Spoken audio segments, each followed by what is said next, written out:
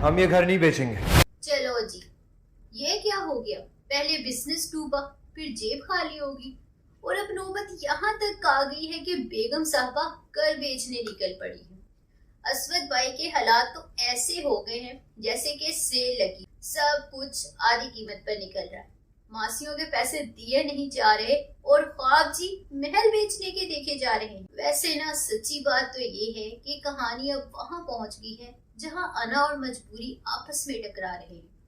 असवद की माँ का गुस्सा तो अपनी जगह, लेकिन घर बेचना कोई हल नहीं। ये देखकर दुख होता है कि इंसान अपनी जिद की वजह से इतनी मेहनत से बनाया हुआ आशियाना दांव पर लगा देता है। दरअसल सीन कुछ यूं है कि असवद की माँ ने ऐलान किया कि वो घर बेच देगी क्योंकि अब कोई चारा ही नहीं है। उसके बाद जी बेटी ने एहतजाज किया कि माँ, इस घर से हमारी यादें जुड़ी हैं, उसे मत बेचे।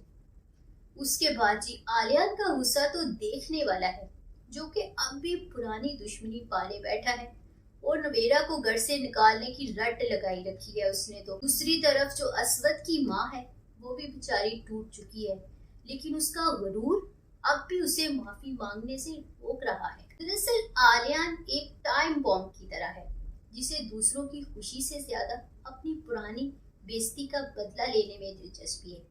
उसकी नफ्सियात में नफरत गर्ज कर चुकी। दूसरी तरफ जो असवद की माँ है उसने भी ठान ली है, कहेगी मैंने फैसला कर लिया है, मैं ये घर बेच के ही रहूंगी। सिर्फ एक जुमला नहीं है बल्कि असवद की माँ की इस किस्त का एतराफ है। जब इंसान के पास अपनों को देने के लिए प्यार खत्म हो जाए और दुश्मनी निभाने के लिए पैसे, तो वो दरो दीवार बेचने पर उतर आता है। सादा अल्फाज में हम कहें तो गरूर का सर नीचा होता है। लोग बिना इस सीन को देखकर काफी जज्बाती होंगे। अवाम में ये बहस छिड़ेगी कि क्या माजी की तलखियों की वजह से अपना घर बेच देना अक्लमंदी है।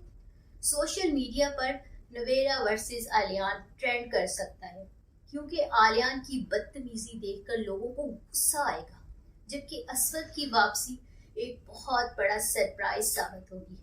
तो आपको आज का ये प्रोमो कैसा लगा, कमेंट में हमें जरूर बताइएगा।